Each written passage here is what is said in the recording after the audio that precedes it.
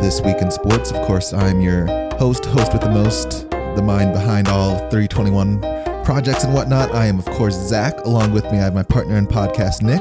Howdy, howdy. Another week of sports has passed us by. We finally have an NBA champ, which happened on our final day of recording, so we'll talk a little bit about them and some off-season hockey stuff that I've seen flow around, but mostly in the midst of baseball season and figuring out what other sports to cover. For Nick, it's going to be the PLL, the Professional Lacrosse League. Premier Lacrosse League. I always get the P wrong. It's professional most of the time. So many options, yeah. And I have a surprise, so we'll figure out what my surprise sport is here at the end, and assume we have some sort of trivia at the end, I would assume. We might. We'll see. We'll see. We'll figure it out as the show goes on here. So let's begin in the basketball world, as that's the last sport that just finished up here. Of course, in the NBA, it's no surprise. Oklahoma City Thunder won themselves a championship, first one in franchise history, even going back to the Seattle days. So good for them. Unfortunate, though, that in that game, we did lose Tyrese Halliburton for probably a year, if not more. That was, I think, the roughest note out of that finale was... And it's kind of funny listening back to our last week episode about, I think your exact words were, he played through the injury in Game 6, so we'll see how important that is. I didn't know how bad it was, but apparently when you're playing with a strained calf, that happens more often than not. Which was, why we were so cautious with Aaron Gordon all year, because that was his nagging injury, was that calf. Yeah, and it's funny, if we look back on I don't want to put any asterisks on them, but I am a little bit of a hater for Oklahoma City. Oh, yeah. If you look at their playoff run that they have, I think they had an injury pretty much every game of the series. The first game, I don't remember who they went up against. Oh, like the other team had a major injury against them. Halliburton got injured, and before that they played us with Aaron Gordon was injured the whole time, and Michael Porter was hurt the whole time. Yep. They played Minnesota before the Oklahoma, actually, and that was fine. Ant did go out for a game, but did come back. So battled a lot of injury, and they found themselves a championship. So good for them, I guess. Yeah, I don't think anyone outside of Oklahoma was cheering too much on this one. A lot of people were. A lot of people like Oklahoma. It's mostly here if you're in the Western Conference, you're not a big fan of them for obvious reasons. They're young, and they're going to be annoying for the next however many years, as most of their players are not quite yet in that free agent market. So we'll see how that goes as time continues on. I did see some wild takes in the aftermath, like prepare to see the Thunder in the finals, or at least like the conference finals for the next 5 years or something. Yeah, they're built pretty well. I would say they're not super expensive quite yet, but you can kind of do whatever you want in the basketball world-ish. Denver Nuggets, I think, are not. It'll be fun to see how far away the West is from everyone else. Nuggets took them to the farthest in all of the series they played, so that's a good little mark. Had we won game series, who knows? Who knows where we would have stood? Yeah, fully healthy roster, any sort of depth on that roster, any number of variables could change in our favor. But good for them, I guess. Like I said, I'm not a big Oklahoma City Thunder fan, and I am happy for first-time championships, so that's always fun for a city, as we just felt that not too long ago. Yes, definitely good for the game to start spreading the championships around outside of just the usual names, but boy, that storybook ending would have been sweet with Tyrese taking Game 7, and instead you get the bad ending, the Nat 1 roll. He has a long way to recover, and hopefully the Pacers figure it out, because he's played such a huge role for them after being called underrated or the most overrated player. So it sucks. And yeah, just such a tough position to leave the team in, because now you've got we were in the finals last year, and this coming season you're not going to have arguably your number one player, and the expectations are going to be a lot higher. And yeah, you're missing your number one player. One of your longtime players, Miles Turner, is going into free agency. The one person I will give praise up to is TJ McConnell. He did play very, very well for the task asked him to sort of replace Halliburton. He actually brought a spark of scoring that we would have got from Hallie. Not quite the same, which is why it ended how it did, but yep, not bad for what he does supply. In the NBA, of course, we all heard about the trade last week. Kevin Durant heading out to Houston, but that was not the end of the trading for the week. A lot of big trades have been happening. The Celtics are sort of offloading. We see Drew Holiday heading out to Portland. They are getting Anthony Simons back, which is huge for them. He's a young improvement, a big scorer. They need people to score now because they are offloading a lot of people currently.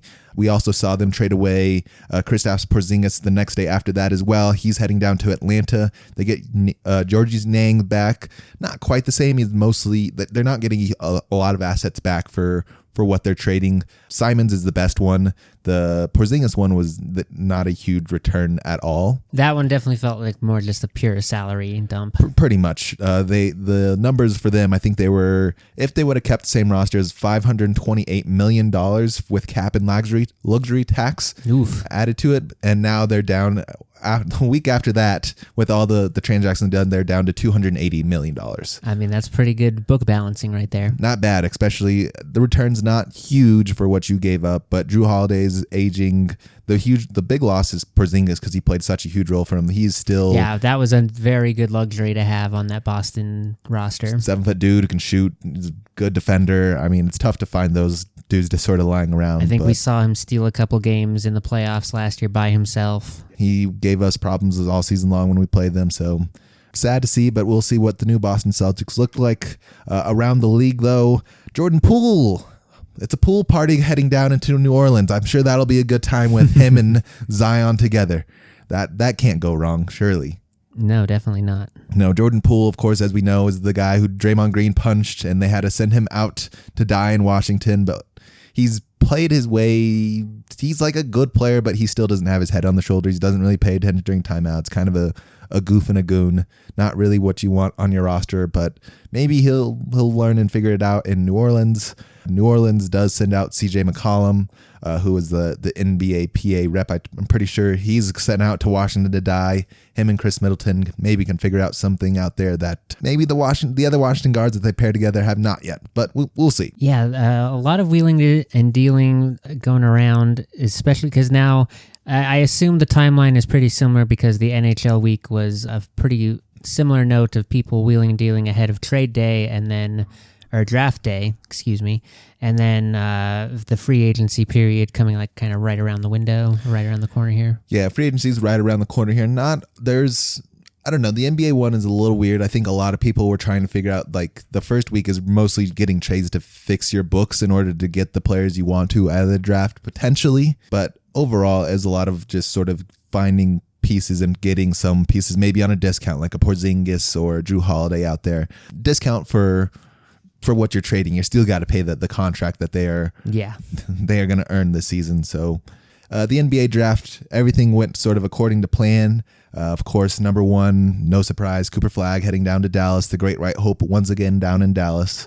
Excited for them. Got rid of Luka, and by the gods, Cooper Flagg falls in their lap. Some say it's conspiracies. Yep, nothing suspicious about it at all. Nothing at all.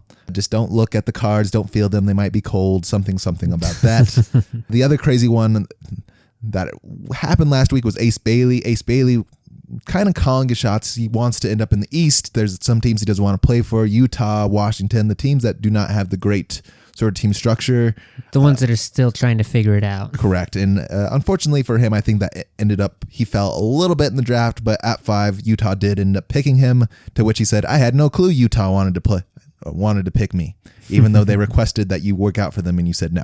So we'll see how all that shakes out. Utah is also making some trades today. They sent out Colin Sexton out to Charlotte.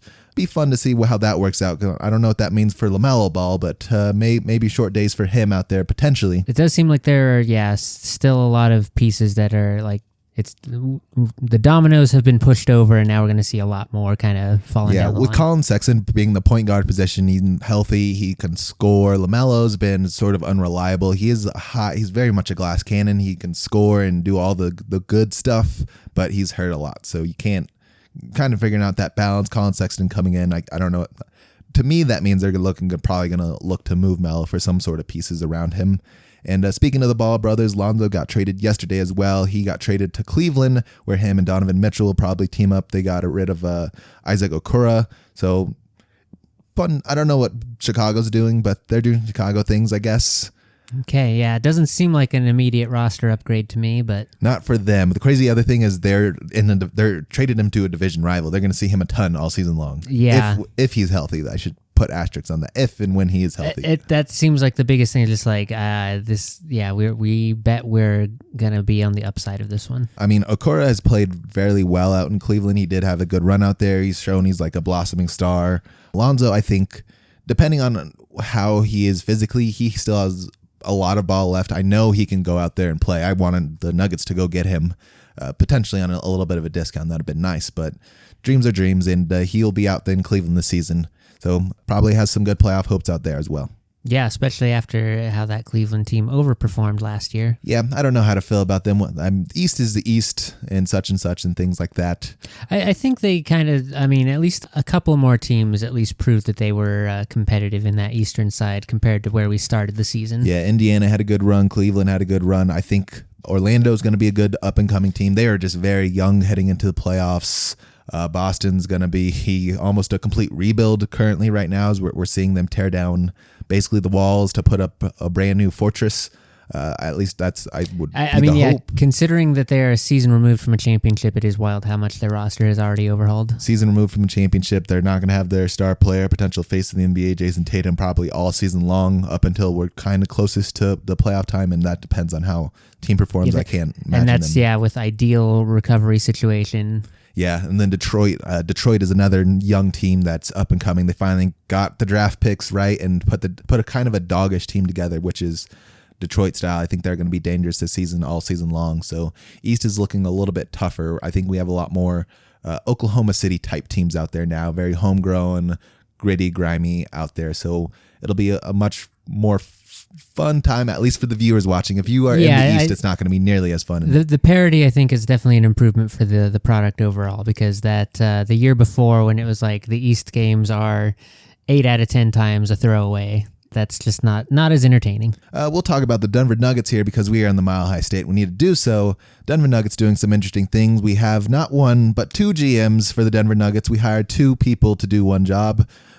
Something like this has not been done before, but it's I was going to say, because we had mentioned before, like, draft day's coming up. They certainly have someone in-house who knows what's going on. And then the person who was that kind of carryover got informed they were not being offered a new contract. Well, no. The person who was in charge of the actual draft did get they are part of the 2-team people. Okay. They let go of the dude who was assisting Calvin Booth at the time. They said, that was Booth's personal assistant type of thing. Booth's personal assistant got let go. I don't know why he was still there, in fact. That's a great question, yes. But Ben Tozer is part of the team who was leading the march, at least for the Denver Nuggets draft strategy, which we can't really have a strategy if we have no picks. Which, yes, that did end up being... Did we have any in this draft? I know we didn't have any first round. Not a none. Okay, not a single one. Everyone else had our picks. I think Orlando and Atlanta, I think, had our 2 picks or whatever. Yeah, I can actually, because Gorilla Sports put together some very good graphics on where all of the picks have ended up over the years for both of our teams. But Denver Nuggets have not one, but 2 GMs. A lot of people are saying, is this really what you guys are going to do with what Nikola Jokic years you have left? Which I might say, when he's only going to be 30 this year, so what he has left, what is that, like 7-8 years? I think that's a long period of time that we can put a good team around him. I think he can play, at least LeBron's shown he can play a very good professional basketball into his 40s. I think Nikola Jokic can do the same. He's that sort of type of mind player, but we'll see. I will say I'm a little bit more scared. I am worried because the Cronkies try to advertise themselves as a basketball family, because Josh did go play at Missouri. I'm not going to say it's because his daddy has money and contributes to that. I'm sure he was a potential D1 caliber player, but they also have a very soft spot for Missouri in general. Like, one of the moves that we made earlier this week was like a roster move, was to pick up one of the Missouri people who didn't get drafted as basically an unrestricted free agent, and is also the reason that we still have Michael Porter Jr. on the roster, is because he's from Missouri. So we will see how all that works out. Josh having his hands in, it feels like a lot of things, is scary to me, at least as a fan from a roster perspective, because I love him, but I don't think he knows as much detail as the people he hired as GMs on like the roster management stuff. It's definitely, feels like a dangerous situation to be running a team on that much like emotional and nostalgic decision making as opposed to statistics and analytics and cold hard logic. But we'll see. Sometimes it works out. So the odds of Michael Porter Jr. leaving the team, I think, are very, very slim to none because he does have sort of that connect. And I did hear, the rumblings are that there are no intentions of breaking up the core. No, and like I said, I don't hate it. I just need Michael Porter to be a little bit more consistent. He has improved year after year. He did make the one stupid decision that kind of killed our playoff run where he threw the ball away and then dove for it and destroyed his shoulder. Hopefully he got the surgery to fix his mistake, and he learns from that, and we don't do it again, and he can continue to improve. Like I said, if I can have the Michael Porter that played from the beginning of the season through to what was trade deadline, February something, that's the guy I want. The 20+ point double machine, not the dude who's shooting. We're going to get anywhere from 16 to 2 points from him a night. He's going to take the same amount of shots, and he's going to kind of be uninterested in the game. That's the dude I do not want. Yeah, I was going to say the first half of the season definitely made it feel like we were making, like MPJ had made some progress, had done some leveling up. Untouchable, untradeable. And then, the second half of the year, unfortunately, did not keep that momentum going. Nope, as soon as the trade deadline ended, he's like, all right, I'm good, guys. We're good here. And he went back to the Michael Porter Jr. we know and love, unfortunately. I have to imagine, just based on how everyone else sort of is like, Nikola obviously continues to amaze year after year, just finds new levels, new ways to get better. But AG also like putting in that work, working on his 3 game, making sure that he's a more well-rounded player. Huge strides this past season. I expect him to continue to do so. He got much better this last season. I expect him to be better coming into this season as well because people just still leave him open. Yeah, and then I think Christian Brown's like kind of slotted into that spot of has found that sort of pre-Aaron Gordon level of like dangerous at a couple elements of the game and now just needs to start rounding out because they are like Christian Brown's the guy you leave open for threes now. Yeah, and Aaron Gordon's not getting as many of them. He needs to start hitting some more threes. CB does for sure. But that being said, like again, he's making progress because this was a huge step up year for him in a like when we started the year, we weren't sure like if that was going to work as with CB being the rotating like 5th guy. Yeah, and he was better than even KCP had been all season long. He led the league in fast break points. Like he's the dude that you want to be out there. If he can figure out how to shoot the ball just a little bit more, I think that's perfect. Exactly. Just to make the defense respect the shot enough, and that's going to open up a whole bunch of more doors. Yeah, we're not asking him to shoot contested threes, just the wide open ones. Just hit those at least a third of the time. Exactly. That's perfect. That's all we would need from you. Continuing on our basketball route, WNBA, of course, we are in the midst of the middle of the season. We have basketball getting played for real now. Everybody we're seeing warmed up, and we're seeing how the season's about to shake out. This week was a little bit of an interesting week because we saw the Liberty fall not once but twice this week. They took 2 losses, falling down to the 3rd place. Now they lost to the Storm last Sunday, and then they lost to the Mercury a little bit later in the week as well. So tough for them. Of course, at the top is still going to be our Minnesota Lynx, who also lost a game earlier this week. So there are not many teams that I think are seen as juggernauts now that everyone is starting to play ball again. I'm just sort of looking at the league as a whole right now. We're seeing a lot more spread, like you said, some more diversity throughout the league from a couple different teams. Just looking at sort of our top tier, it's going to be Minnesota and Phoenix, New York, sort of our top 3. Atlanta's right behind them, and Seattle is right behind them. All very, very good teams. Seattle's taken down New York, of course. Seattle's also taken down Minnesota. Phoenix took down New York. Atlanta, I'm pretty sure, took down Minnesota. So anything can really happen sort of at that top tier level. It doesn't look like the Lynx and Liberty right now are as untouchable as they were earlier on.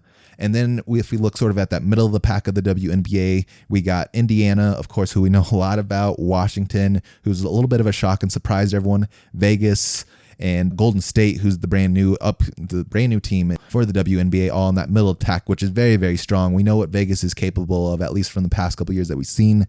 Having Aja on your team, really anything can happen for you. Golden State has shown that they are a strong contender. They're going to compete with anybody, everybody, and there's going to be like complete dogs out there.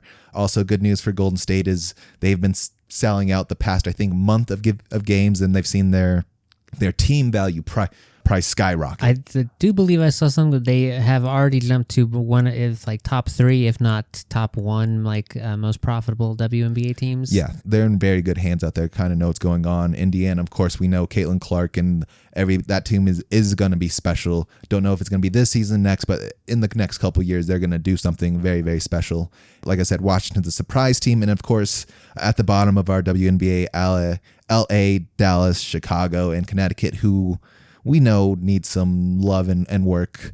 Chicago's been kind of dealing with injuries and players missing. Dallas has kind of been the same, but they ended up with Paige Beckers this season, which is why they're a little better, but not quite. They're kind of in that Indiana phase that they were last year. They're going to have, some more pieces to fill in around her to make that start feeling like it's on the upswing. Yeah, and we've talked enough about Connecticut on this podcast now to figure out, to know what they're up to. Kind of a player to highlight this week. The name to know is going to be Sonia Citron. She's going to be playing for. Oh yeah, she's over there in Washington. She's what's making Washington very, very special. Sonia Citron, she is a rookie this year. She's coming out of Notre Dame. She is, I would say she's very akin to a Klay Thompson sort of build. She's not as much downhill. She's a one dribble, catch and shoot sort of pull up sniper for the most part.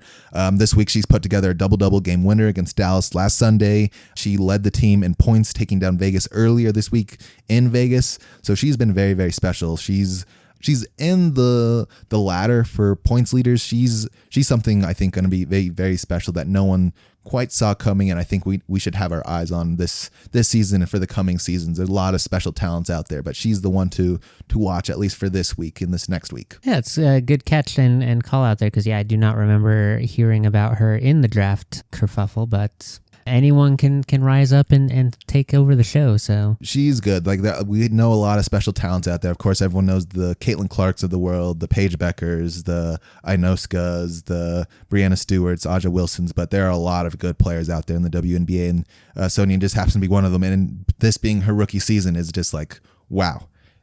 Like I said, she's the reason why Washington has been sort of special all season long. And so I think she's putting that team on the map, and which is why they're in the middle of the pack and something to be feared.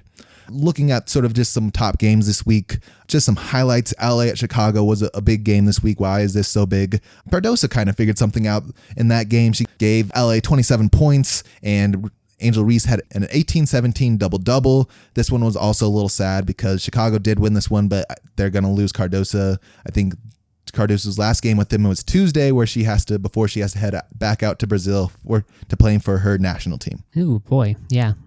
Busy schedule. Yeah, she's one of the few pros that are doing this, apparently. Everyone else, there's a big sort of national tournament going on, but a lot of the pros are staying and playing in the WNBA. She is one of the few that the national team has asked. Giving the national team some love. I don't know if it's some love or as an obligation. I don't know how the national team contracts all sort of work out.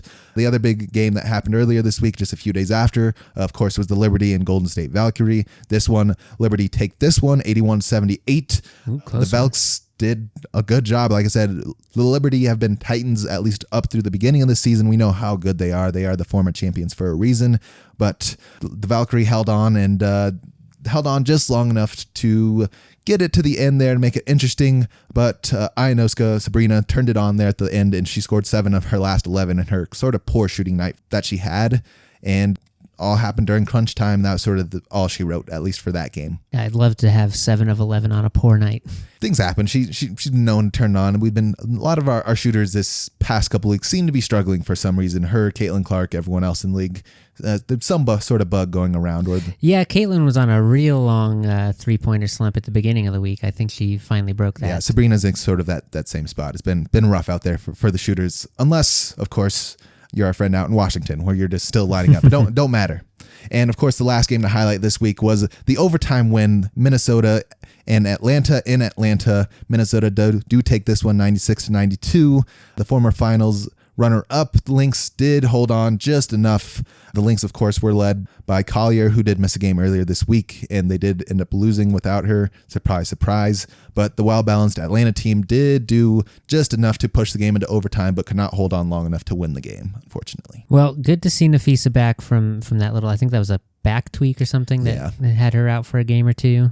Because you don't want her out for very long, especially when she seems to be having a heck of a career year here, coming right off that unrivaled MVP and into the regular season full blast. She may be WNBA MVP, and it may not be even close to season potentially. Fingers crossed she keeps it up, and I mean maybe we'll get some second half of the season competition for her, but it does seem like she is kind of head and shoulders above the pack right now. Yep, and there are 44 games this season. It did to get our overall games in the WNBA have been extended thanks to the CBA, I think, from a couple years ago, and everyone now wants more WNBA action because what else are you going to watch during the summer except for the sports that we talk about here on this podcast? So we are just about to that halfway mark. I think we are about 18 games into our 44, at least for most teams. Some teams are a little bit less than that as well.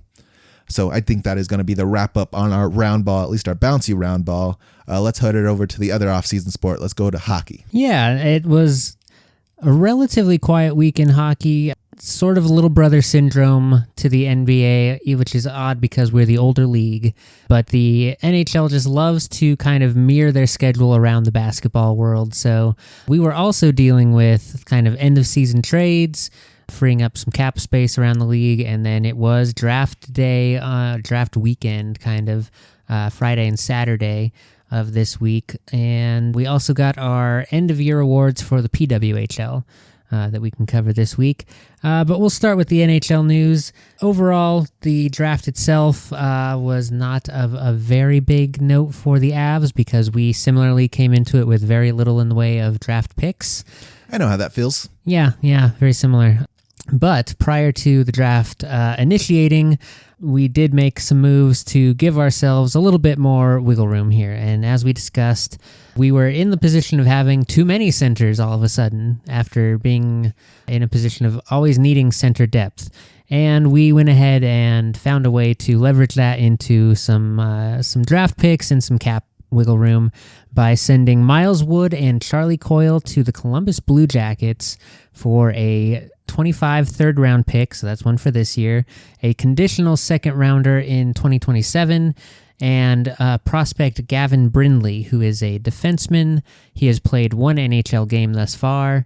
He is only 23 years old, though, so still, plenty of time for him to blossom and develop. He has pretty big but positive notes from our scouting department, so it's a pretty good deal all around for us. The biggest takeaway from this is the $7.75 million in cap room that frees up for us. Yeah, I think the Avs I saw had $9 million in cap room now to do some things with, so you can get one really, really good players or a couple of other players to sort of fill in the bits and pieces. And I think we have most of our good players locked up right now. Our top six is fully penciled in now that we know Nichushkin and Landy are for sure expected to play this year. We know they will be both ready theoretically for opening night. Landy better because he just played in the playoffs. Yeah. No, as far as we know, everyone's healthy and hearty and ready to go for our top six.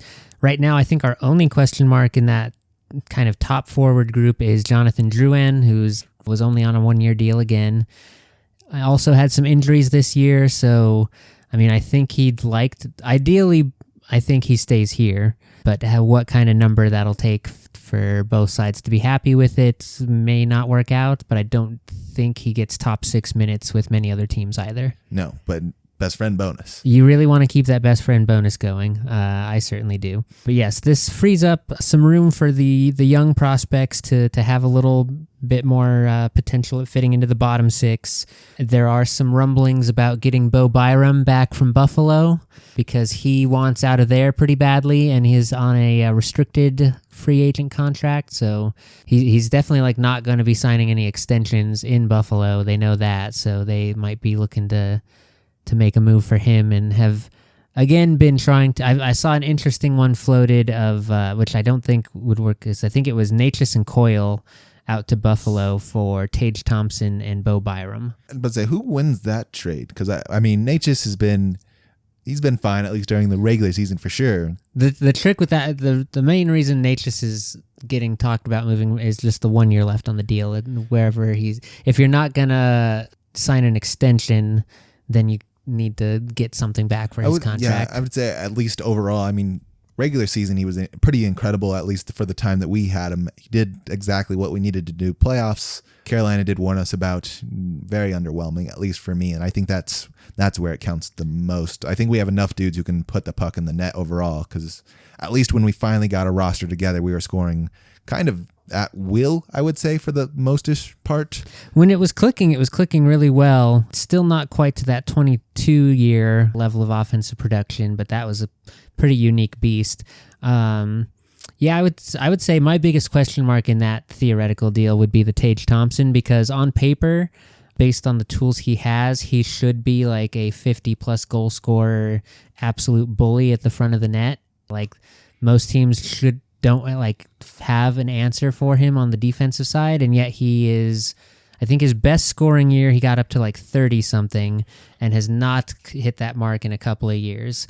I'm curious if he's sort of in that sort of Batman situation where he has to be the Batman, and he really is he's really a Robin playing a Batman. That's a potential. I mean, there's certainly that kind of identity issue out in Buffalo of like, hey, who is the best player on this team, and like who's leading things along, who's going to actually do this consistently, who wants to be here for the long haul.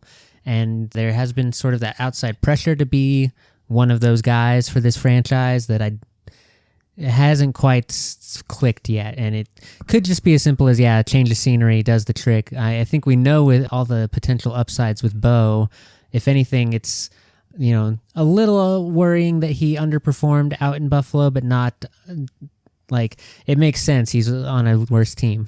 Yeah, I'm interested in that deal. I mean, I think the thing that the Avalanche lack the most is, of course, that front of net presence more often than not. When missing Landy was like one of the few dudes, him and Nichushkin, who score a lot of goals for us just hanging out there. We have a lot of dudes who are quick and can do all the skills and whatnot, but we don't have a force to be reckoned with up front. So adding another one of those dudes is, in my interest at least, I'd be interested. It would be a huge identity thing. I think right now, yeah, the biggest thing is locking down Brock Nelson as the second center kind of solidifies things in terms of center depth. We know McKinnon up top. We know Nelson now at 2. Any other centers are now going to be either 3 or 4, and that's a little bit like, I think Tage Thompson is a second center on the Buffaloes right now, so that would be a little bit of a demotion for him. For most of those like kind of big guys, they expect to be a top 6, and it's kind of like, well, we've filled all those roles already. So maybe can he play? Can we do the Rafael Davers? Can you play another position for us? Yeah, maybe. So let's see here. That covers our Avs moves. We have all that nice new cap room to actually be able to make some moves now in free agency. We did go ahead and take advantage of the picks we did have. We picked up that third from Columbus to take Francesco Del Elche, defenseman out of the University of Massachusetts. Our 4th round pick, which was ours, we kept. We picked up Linus Funk, a defenseman from the Swedish leagues. And our 7th round pick this year was Nolan, I believe this is pronounced Roed, R-O-E-D, a forward out of the USHL. So that's one of the American minors. It's not quite juniors, but either way, one of the minors. So we did pick up our 3 prospects this year. That was kind of all the wheeling and dealing we did with and around the draft. No real immediate, like, these aren't any sort of, you got to keep an eye on this guy, he's the prize pony of the show. But as with most hockey players, they take some time to develop and blossom. So it's very rare to have the Cale Makar who you sign out of college and is immediately a top tier level player. To the Eagles they go. In a couple of years, yeah, we'll probably see him up there. Yeah, we probably will not mention any of those names again for quite a while in our coverage. Other notes out of this weekend in the NHL. In principle, we have an agreement to extend the CBA for another 4 years at the end of its current run.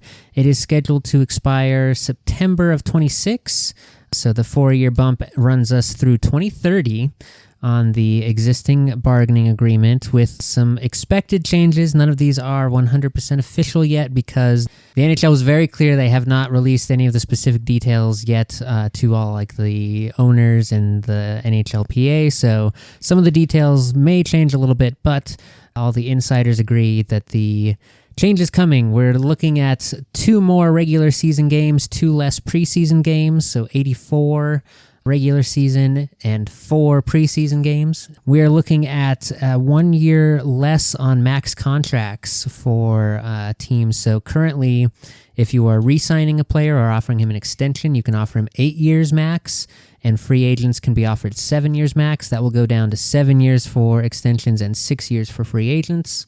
They're going to relax the player dress code, and they're looking at closing the long-term injured reserve playoff loophole once and for all. They are going to start enforcing a salary cap in the playoffs, essentially. So that'll be an interesting one for certain teams in the Central. I was about to say, I'm interested to see how they do that, because I kind of like the baseball rule a little bit for how players work and who's playoff eligible. I'm surprised they don't do that with.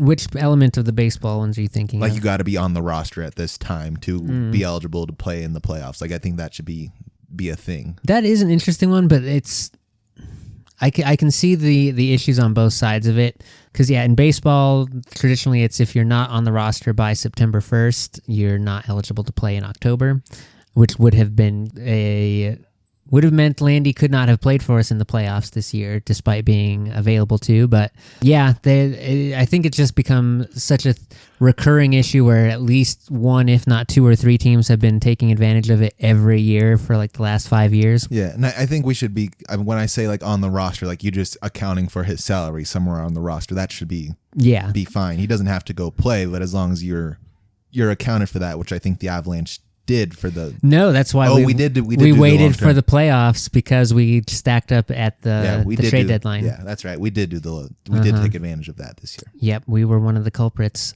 along with Dallas, along with Vegas again. So I think our division in particular has been doing it a lot, but Tampa did it the year before we won the Cup with Kucherov. It's been around for a while. But yes, it will essentially be, I believe, the proposed format is going to be that you can kind of juggle out anyone into your roster the same way you are allowed to do, but they do have to fit under whatever the salary cap is for whichever roster configuration you submit. So that will be a little bit of the changes to the ruling there. Just the other overall note for the draft, the NHL tried to shake it up this year and make the television event more watchable. What does that even? What were they doing so poorly before? Like, it's not you do the thing, go up, you shake the hands, you dap up, walk off. Yeah, you'd think. And then you have the desk up front who does all the commentating.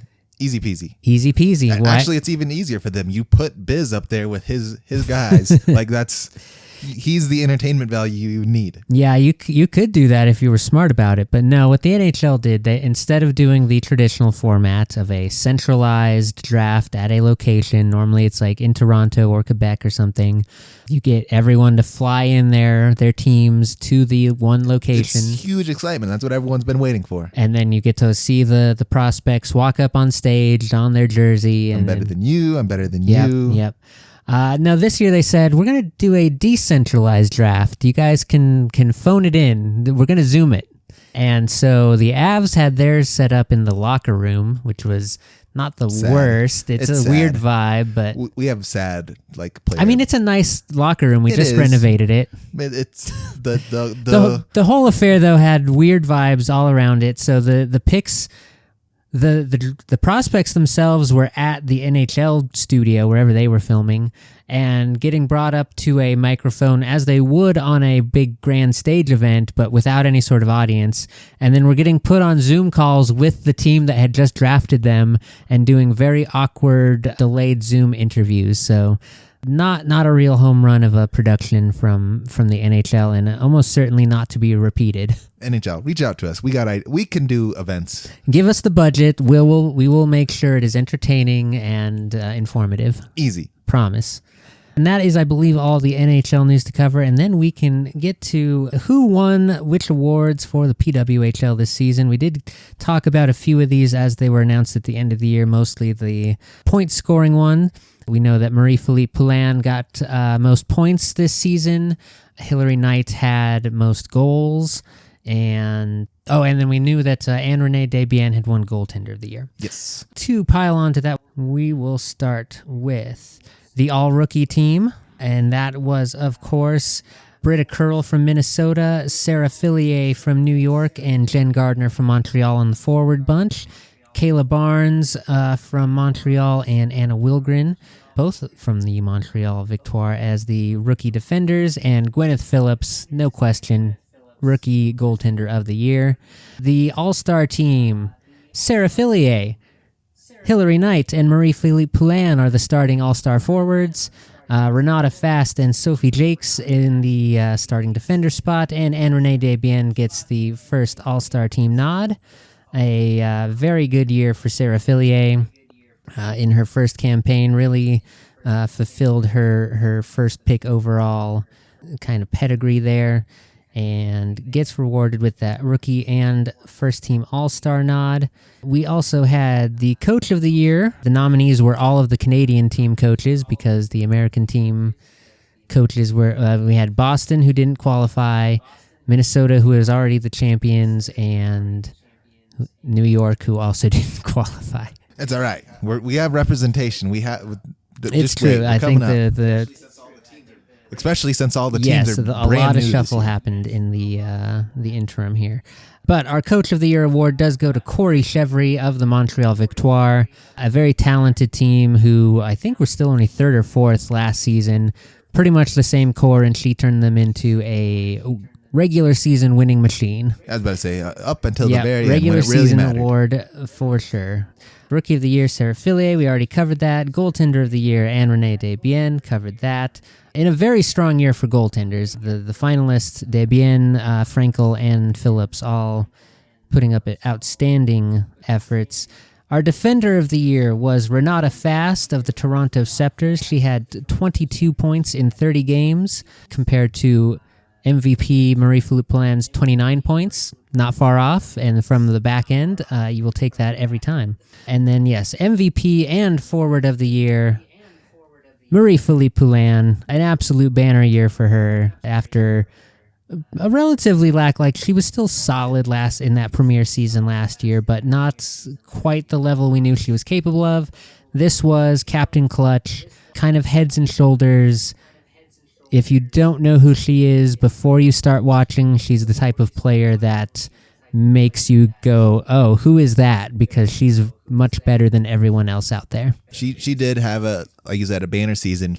I mean, if you know or watch hockey, you know her name, especially now. She even during national play, has already had a storied Olympics and international career, and now just going to keep adding to the story in the PWHL era. So yeah, that was our end of year awards for a very exciting second campaign in the PWHL. And again, we look forward to year number 3 with a whopping 8 teams now. Don't worry, Siren are coming, baby. This year's the year. I got good hopes on them. Yeah, they're looking like the progress is all heading in the right direction.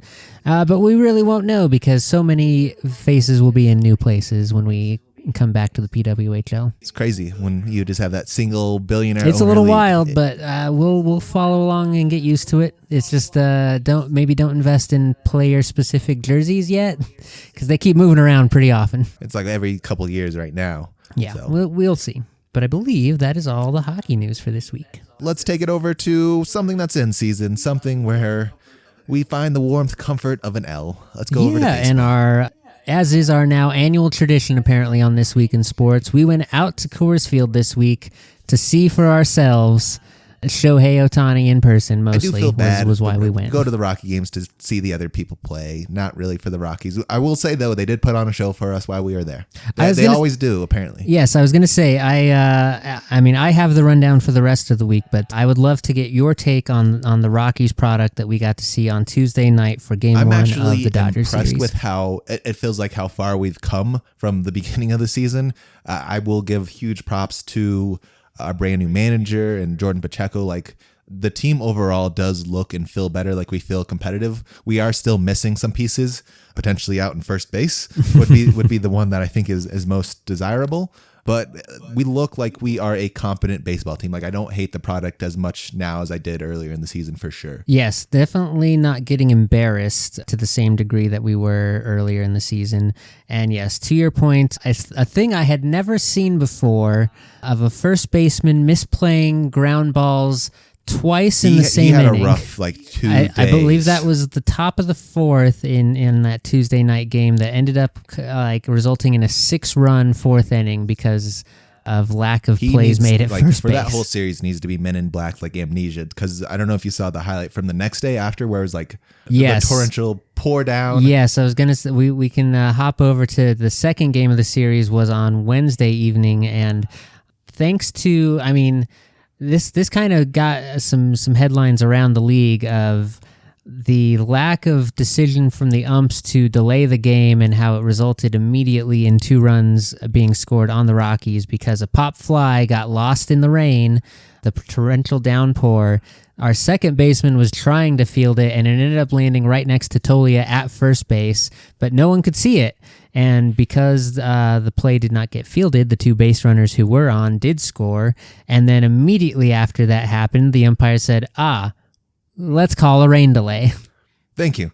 Yeah, a little day late and dollar short there, but I guess better late than never. Yeah, to bounce back to the first game, though, we did put on a decent product. We did kind of come back to reality over the next couple days. Unfortunately, back to the Rockies team we know and love, but it's nice to see that we have potential. The Dodgers are top 1-2 team in the league, and we were able to compete with them. In this week's power rankings, this was a number 1 versus number 32 matchup. So, yeah, I think I'm right there with you. It was more competitive than you'd think based on the records. We were in both games in that series. We were in all 3 games. We did not take any of them. We lost all 3 against the Dodgers. And as spoiler, we then went on to the road to Milwaukee, where we lost our Friday and Saturday matchups and are currently in extra innings in Game 3 in a 3-3 bout in the 10th inning, trying to steal 1 game this week to salvage our sad record. But that being said, yes, the compete level is there. But again, some just glaring weak spots around the roster there. And when you have that level of inexperience and sort of developing players across the board, there's just no wiggle room for mistakes ever. No, Brewers another top 5 team, at least in the National League. They're on a hot streak. They've won 7 of their last 8 or something. We're going to give up runs. I think I've just accepted that. I'm much happier with how we are hitting overall. I think that's just something that we're going to continue to increase. Our defense, of course, like you said, could be a little bit better in some spots, but I think that we are closer to being a real baseball team than I think I've ever felt in the past 5 years, I would say. 4 or 5 years. See, now I'm not sure. I think it's definitely progressing a little, but I wouldn't say I see us turning the corner just yet. I wouldn't say turning the corner, but I think we can find our way to being not a bottom 5 team, but we can find ourselves somewhere in the middle of the mix. I think that's highly possible. Definitely. And just to go through the game by game recap, I think that Tuesday night game that we went to, very good choice on your part to pick the Tuesday night game that was A, best weather, B, probably best performance that the Rockies put up all week as well, in a 9-7 loss, because that one did get a little lopsided there in the middle after that 6-run inning. It was 6-1, 6-2 or something. They clawed that back to, we were down 9-5 at one point, and then got it up to 9-7. They made it look a little threatening there at the very end, that they might do something enough to make us stay for all 9 innings. But it was not to be. The second game in that Dodgers series was the rainy Wednesday night game, and that one was a little less competitive. Unfortunately, that single umpiring decision did sort of ruin Chase Dolander's pretty good evening. He had not let up a run at that point into the 5th, but coming out of the rain delay after giving up the 2 runs, you had to change pitchers anyway because of the weird timing, and that ended up in a cold bullpen coming out and giving up 6 runs right out the gate. That's kind of par for the course for our bullpen, to be fair. Yeah, basically. And then Thursday was the getaway day. We were on Clayton Kershaw strikeout watch. He He started the day, I believe, 8 strikeouts away from 3,000 in his career. Did not get them all in this outing. He did get 6 of them, though, I think. I'm here to make history. Absolutely, and we got pretty close. This one was actually a pretty good pitcher's duel through most of it, but again, we lost the hitting duel at Coors Field. Surprise, surprise there, and that was a 3-1 loss on getaway day. The Rockies found their bats a little bit more on Friday night in Game 1 against the Brewers, but still took home a 10-6 loss. Just again, one brutal kind of 4th inning, I think, let that one get out of hand. And then Saturday was the real rough one. I don't know if you saw the scoreline on this one. No, I think I got an alert about it, and I said, I'm going to put that one away. So the Saturday one was a 5-0 loss, and we put up 1 hit for the entire game. We're close. We're getting close. It was the closest we've been yet. One sec. Let me find who it was. That was Quinn Priester, a 24-year-old righty for the Brewers, who put up a career day, 7 innings pitched, 1 hit allowed, no earned runs, 11 strikeouts, all career bests. He had never gone past the 6th inning, never gone past 6 strikeouts before. But he was wheeling and dealing, and only Michael Toglia was able to get a hit that day. You needed to do something. It wasn't much, but he did break up the no-hitter. And then, as we mentioned, we are currently in action on that deciding Game 3, although yet another series that we will not take, so no surprise there. We got our 2. Yeah, so that was what the Rockies were up to this week. In this coming up week, we're looking at home games against the Houston Astros, and then our next best chance for taking a series, the Chicago White Sox, who are only 5 games above us in terms of standing, come in for the 4th of July fireworks set.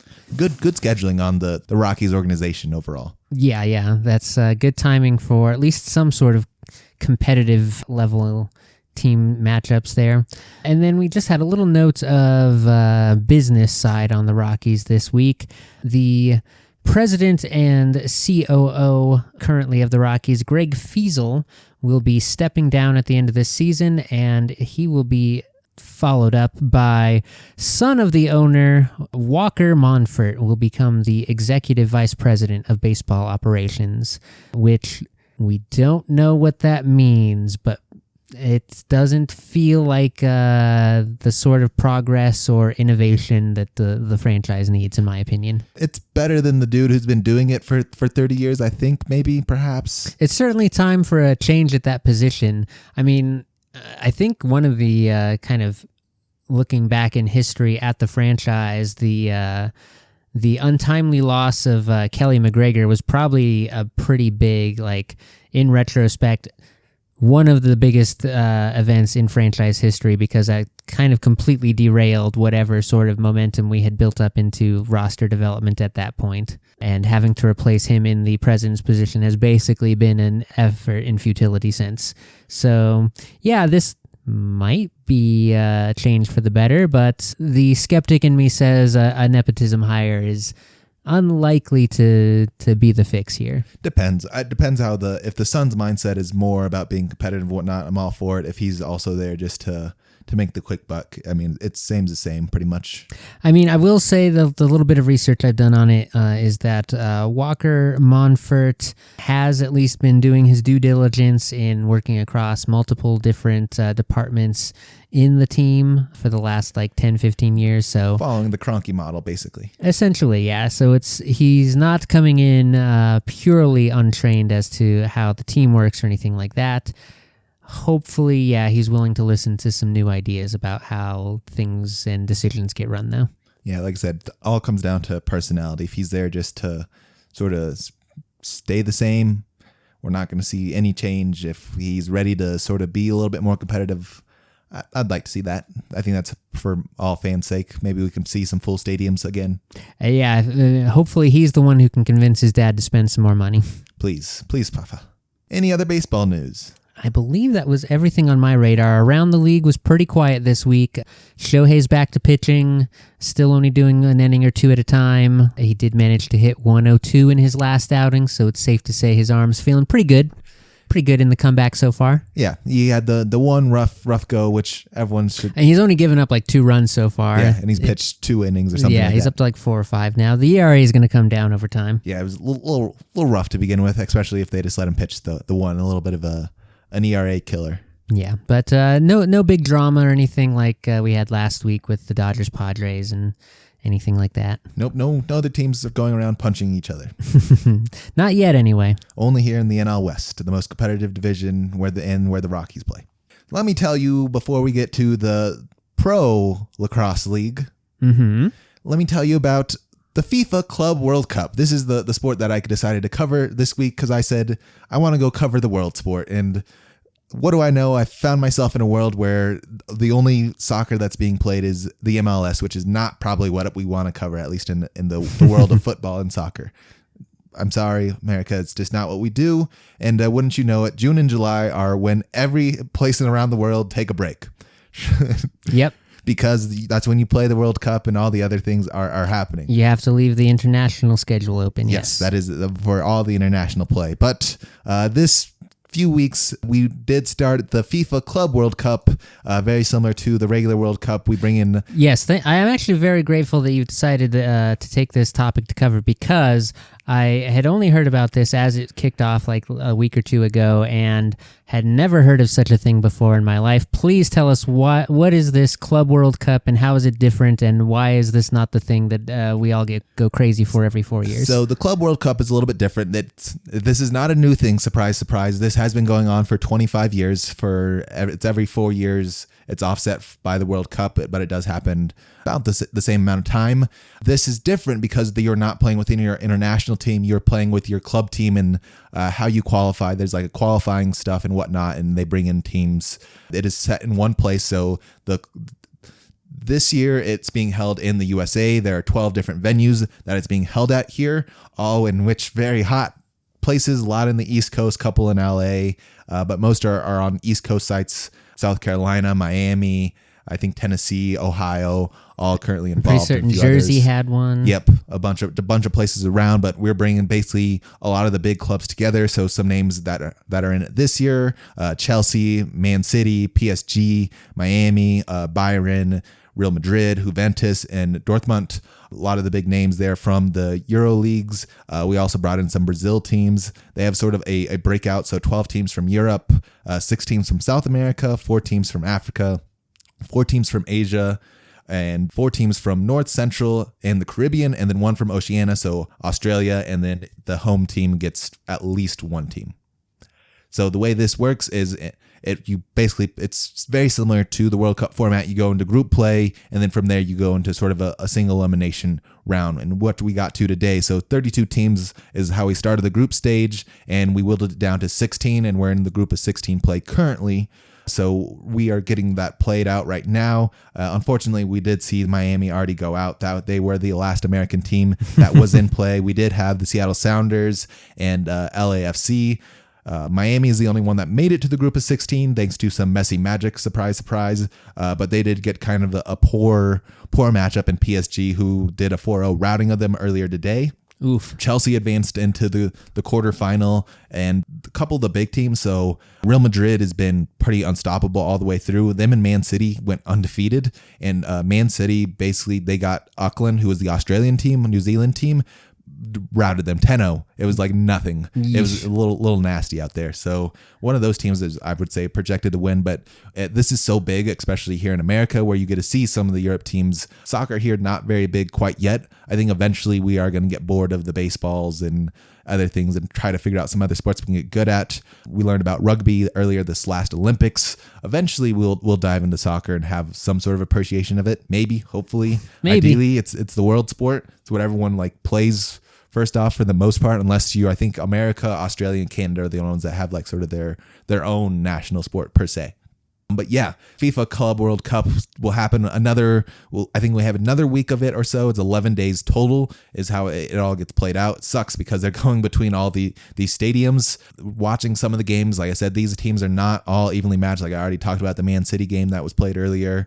A lot of the teams did not do so well. So LAFC had a bit of a rough go, and the Sounders also did not have a very good time amongst the Euro leagues. I think the split out, they did a little bit of a cheeky thing. Miami got kind of a good, softer group so that they didn't get eliminated immediately, but the other teams were pretty much getting stomped on by the rest of the world. The big surprise coming out of a lot of this is, of course, we know the big Europe teams that are in this, that we kind of talked about, are in the big names, but the huge shock is how well the Brazilian teams are coming in and playing against them. Like they're playing on actual good like matches, and none of these players, like we've seen all of Man City's top players play for the most part. Real Madrid's only missing one of their top players, and everyone else is, I'm pretty sure, is playing in this, and Brazil's keeping up for the most part. They're close games overall, not like 10-0 beatings or 5-0 beatings. Like they're neck to neck, 2-1s, 1-2s, 3-2 sort of style victories. They are going in a little bit in the Europe's favor for the majority of it,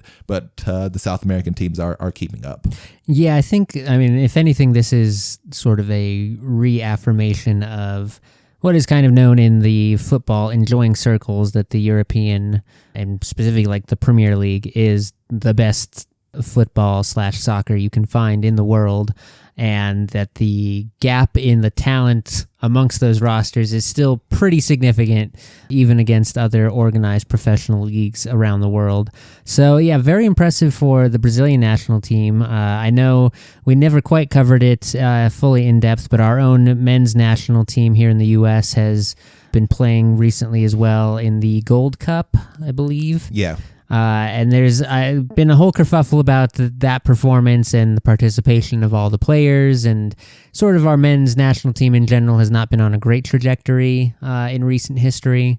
But so in regards to that, I was reading an article about how that's actually kind of a good sign for us, because it means that the U.S. talent is just kind of now getting to the same point that basically every other country's talent is at, where they are expected to be major contributors at other teams around the world, not just at MLS, which can kind of more naturally cater to the men's national team's affairs, like for scheduling and things like that. So the fact that our best players don't necessarily want to play all their national team games is just kind of the same situation most other national teams are in. Like Argentina, Brazil, Spain all have a hard time getting all of their top talent on the field at the same time as well. Yeah, the one thing I will say is with that, I think you are 100% correct. We are just such at we have a lot of really good players out there that are playing mostly in the Europe leagues that we talked about, against the Real Madrids, the Juventuses, out in the Premier League, out in Serie A. I forget what the Bundesliga, out in Germany, all especially talented soccer players, but sort of when they're not playing, our mid and our replacement talent's not quite the same, at least on a national level, as some of the others that they can kind of miss.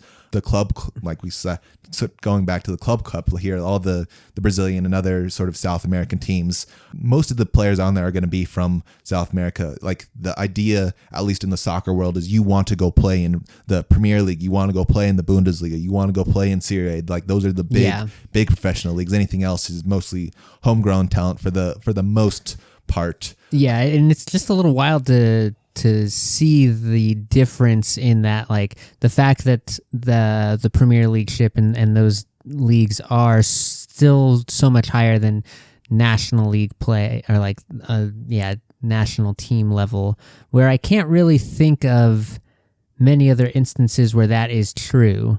Like, you know, for basketball, your national teams are essentially all-star teams. For the most part, yeah. Hockey is a similar one, where, you know, Team Canada can kind of go up against any NHL team. You wouldn't say, but I don't know. Just kind of hard to think, like, because, Chelsea, the Man City, Real Madrid, any of those could take any national team Yeah, because pretty easily. It's like a super team of all the best national players for the most part. Like the when they go play, the teammates go play each other is usually on a national scale, and some of the national teams not quite the same because like. So in a way, this is a tougher competition than the actual World Cup that we will be getting all hyped about in 2 years. Potentially. I think if you're a real soccer fan, the best soccer to go watch is the Champions League, which will happen towards the end. So we just missed the Champions League here by about a month or so. We see it towards the end of the Euro League season. So April, May is when that happens. That's like sort of the best of the best talent. That the Champions League special, because that's when you get all your Premier League, your Serie A, your Bundesliga, all your best European from every single league into one sort of World Cup like situation here, brackets and all that. Interesting stuff. The other now big takeaway I saw from this was sort of the from an attendance point of view. This was maybe a bit of a too big of a bite at the apple from FIFA in terms of the locations they chose, the coordination and like timing of some of the events. It seemed like they intended for it to be like a big national celebration of the sport, and they ended up with quite a few empty like football stadiums. Yeah, I mean, attendance has been sort of up and down. Like when we like any of the 12 teams that we just named here or so, when you see them on the schedule, that stadium's full. Like they packed in 50, 60,000 fans. But then you have some of like the lesser teams that we didn't mention on this list. Like I said, there's 32, and I think I listed like 10 or so that you seeing attendance of 5,000, 6,000 in stadiums. I think you can have. I don't mind the around the world thing, but you don't have to put them into. I think they're trying to fit them into big football stadiums, like the actual football stadiums, not American football, not the soccer stadiums that we have. Yeah. And that I think might be a little bit more appropriate for some of the matches. I mean, with the MLS now, you have so many stadiums around the nation here that you can go to that have less more appropriate seating amounts. Yeah, which is seat 10,000 and not 60,000. Yeah, I think that's a better way to go of it. But FIFA as an organization is they're something special. They're very akin to how the NCAA works, and we know how much we love them. Yeah, absolutely. They definitely had this sort of like dream big and if you build it, they will come mentality, and they didn't come. But like some of the posts I saw, they came for some of them, but there was like the one I knew about how I knew New Jersey was hosting. One of them was because someone posted, it was like Pakistan against Uruguay or something at 9 p.m. on a Tuesday night in New Jersey, had like maybe 6,000 people show up. Yeah. Watching the attendance charts up and down. Like I said, there are better ways to do this, and I assume that they had to rent out the stadium, so I think that would be cheaper for them, and I think they would enjoy that, save a little bit of money, because you're not going to get that in ticket prices for sure. Just the logistics from a production point of view of having to coordinate 32 teams across how many different venues? 12. Yeah, across the enormous geographic like span of America. Mind-boggling feat. So good on the organizers to even make that happen. They got that done. They got that part kind of hammered out. They're pretty good at doing that for the most part. Yeah, it's an impressive feat, and look forward to seeing which European team comes out on top of this one, because almost certainly it will be one of them. Yeah, the final is going to be, I think, will be super fun to watch. If I had to guess, Man City's, I'm pretty sure they either won the Champions League or were runner-up this year, so they're the best team in football, soccer currently. I'd expect them to be there, especially the way they are kind of handling all the teams throughout the tournament currently. And then with them, I would probably expect to see, if I had to guess, probably Real Madrid up there. Chelsea is the best, is a European team and better than most teams, but they suck on a Champions level. Like they were one of the worst teams in the Euro, at least in the Premier League this past season. I guess not terrible because they didn't get relegated, but they were closer to relegation than they were to heading into Champions League, so they couldn't be there. The only other one would potentially be Bayern or Dartmouth, but I don't think they could beat a Real Madrid. We shall see. I will be pulling for Chelsea, as I do like their kit. When push comes to shove, that's been my Premier League team. But I watched back in the Didier Drogba days. Yeah, they've changed up their kit just a little bit. It's been a little bit more controversial now because I think they didn't like the big sponsorship, because the Premier League is all sponsorship. Yeah, absolutely. I mean, they were the pioneers of the advertising on the jerseys. On the everywhere. Okay, yeah, that is a little bit of a different look. I think that has like a big 6 on it or whatever that a lot of people are not a big fan of. It's like a 3 on it in this one. Yeah, I think it's a 3. I know it was one of the... It's a blob of some sort. Yeah. Yeah, a little strange. Typographically, not my cup of tea, but it's a good shade of blue, given that. It is a good shade of blue. Everyone likes the blue. They don't like the design on the jersey, which is why a lot of Chelsea fans were turned off. Minus the fact that they suck at playing right now, too. not helpful. Yeah, I preferred back when they were the Yankees of the Premier League. Yeah, haven't been that for a little bit. Oh, well. With that being said, take us over to the PLL. What happened there this week? Absolutely. So the PLL was on tour in California this week, a homecoming week for the California Redwoods, who happened to be playing against our Denver Outlaws, and they were the first game on the docket this week. And this was a good one. A lot of performance from our Denver offense. After an 0-2 start to the season, they pulled off their third win in a row. This one was an 18-12 victory over the Redwoods. Almost put this one away early with a furious lead in the first period, or first quarter, I should say. They were up at 1 point 7-3, and then had a very close goal called back on review because of a foot on the crease line, which counts as being in the crease. Can't be in the blue paint. Can't be in the blue paint. It's green grass on this one, but that's okay. So yes, instead of an 8-3 lead, it stayed at 7-3, and of course California then immediately turned around and scored on that to make it a 2-goal swing, 7-4. Then we kind of got into a bit of a back and forth. I think we went 8-6 into halftime, but the Outlaws continued to prevail in the second half, and a flurry of goals in the fourth quarter finished them with an 18-12 lead. Call-outs on this one go out to Pat Cavanaugh, put up 8 points in his performance, 5 goals, 3 assists. That puts him top 3 in the league in scoring. Also helping the Outlaws to their lead, goalie Logan McNaney is now also tied top of the league with a 62.5 save percentage. Comparative to the Redwoods, had a 40% save percentage. We know about the save percentages. The save percentage is pretty huge. So still very early on in the year, but the Outlaws have now, with that 3-game winning streak, put themselves on top of the Western Conference with a 3-2 record.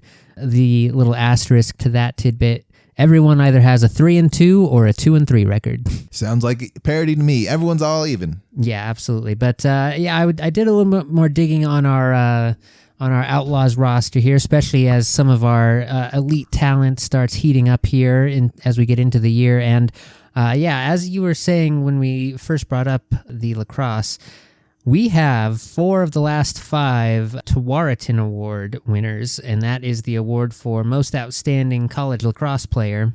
And just running down the list here, 2024, Pat Cavanaugh out of Notre Dame. 2023, Brennan O'Neill, who also had a couple points in this one. 2022, Logan Wisnauskas also scored a couple of goals today, and Jared Bernhardt, I think, put up a hat trick, who was the 2021 winner. So that is literally all of them, and the next one up from 2025, our most recent, is CJ Kirst. He unfortunately escaped us and is playing for the Philadelphia Water Dogs. Oh, Water Dog. It's a cute logo. But yeah, that was the PLL action this week. Denver coming alive here as the days heat up, and this was a pretty entertaining one if you like that lacrosse offense, because it was kind of clicking. It's a kind of weird thing that the Denver teams all fall into the same pattern. Guess what the Outlaws' offensive style is? Quick transition scoring. All offense, no defense. Best defense is a good offense. Essentially, yeah, get a save and get it going the other way. And wouldn't you know it, that's the recipe for success at Kroenke Entertainment. I'm curious who owns the Outlaw. That's a great question. Let's see here. I bet we can find out pretty quick. Mike and Paul Rebel. Nope. Rebel. Not the Kroenkes. Not the Kroenkes, because that is the Kroenke staple. Well, they're following in good footsteps, at least. So we hope. So far, so good. Yeah, and that is our report out of the PLL. Exciting. It's fun to learn about some of these new sports. I will have one more week of football before I have to find another sport, because I will not, even though I will, to be fair, here in Colorado, the Rapids tend to be a fairly good team I'm gonna say more often than we not. had a nice little wave of who was our superstar guy who turned out to be our coach there for a little while. I think. I don't know. I know we had Tim Howard for a little bit, who was in goal. Tim Howard was a goalie. I know we had like a few championships, and we got Tim Howard, and I think he might have won a championship with us. And then after that, it was horrendous for a little bit. Yeah. And then I think we won one championship here recently as well. And we're kind of in a good state again, if I remember correctly. Marcelo Balboa. How could I have forgotten? Is he son of Rocky? Balboa. That was the name I couldn't remember. That was a long time ago. He was inducted into the Gallery of Honor in 2003. That was a long time ago. Okay. Well, that's my most recent info on the Colorado Rapids.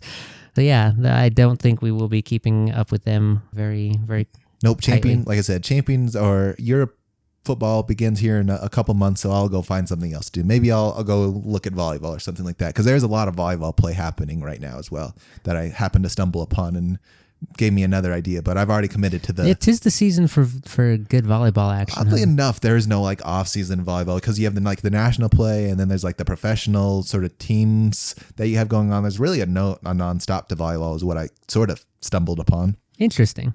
So that's a fun fact. Yeah. Speaking of fun facts, let's go to trivia, maybe? Question mark? Well, so I will go ahead and just fess up here. I do not have a quiz ready for you today. As much as I would love to have given you the Who Played for the Rockies special, I do not have that ready for publication at this time. So I get the first strike on the board of not having the closing quiz ready on time. Shame. And that is my bad. Anyway, any other sports news that you want to talk about before we get out of here? I believe we've covered all the major sports. It was kind of a slow week. Depends which sport you're watching. There are 1,000 soccer games on a day right now. At least it felt like that. They start playing at, like you said, 1 p.m. and they go till 9 p.m. It is like it's an impossible task. And the most annoying thing I will say about the FIFA Club World Cup that I found is they are only doing the broadcast on DAZN. Oh, which is it's all free. So you just sign up for the account and it is free. But it is annoying to go hunt it down. Yeah, I just want it to be on like a. Yeah, you need a broadcast deal on that to be on. The DAZN's paying them. Yeah, okay. Well, that's maybe not the right business decision from the FIFA point of view, but oh well, live and learn. Yeah, I do like that is kind of the fun of the every 4 years of the World Cup, because the schedule is pretty incessant. It's like we're doing it for this month, and it's most of this month. Yeah, we did miss the TST championship as well earlier. The 5-on-5 soccer, 7-on-7. Yeah, there was a women's rugby tournament that Denver had a team in as well. Yeah, we've a lot of new little. I don't want to call them niche sports because they are growing as we continue to find ways to just be good enough to get interest and try to become the best in some other sports. Soccer, at least on the men's side, does not seem to be one of those quite yet, but maybe one day. Potentially. Anyway, with that said, take us out. Yeah, well, thank you again, everyone, for sticking with us as we recap this week in sports for you. As always, you can find us on Spotify, where we would love to get your rating. Hopefully, it's a 5 stars. But you can also leave comments on Spotify now. That's a fun little feature. So, tell us what parts you like, what parts you want to, if we're missing anything that you need our takes on. And you can also catch us on YouTube at 321 Pods. Get all your This Week in Sports breakdowns over there. And our website, 321pods.com. And with all of the business out of the way, I think that is going to do it for us this week. I have been your now getting ready for the off-season hockey guy, Nick, and with me has been our still got plenty of W to cover, Zach. Goal! Because we only have 5 more days of soccer. I think we'll probably be at a 16 by tomorrow. So single elimination. So this is going to go by quick. Sounds good. I expect a full rundown for next week. It actually matters now. Okay, good. Well, then we'll be paying attention. For sure. Alrighty, that's it for this week, folks. We'll catch you later. See ya. Adios.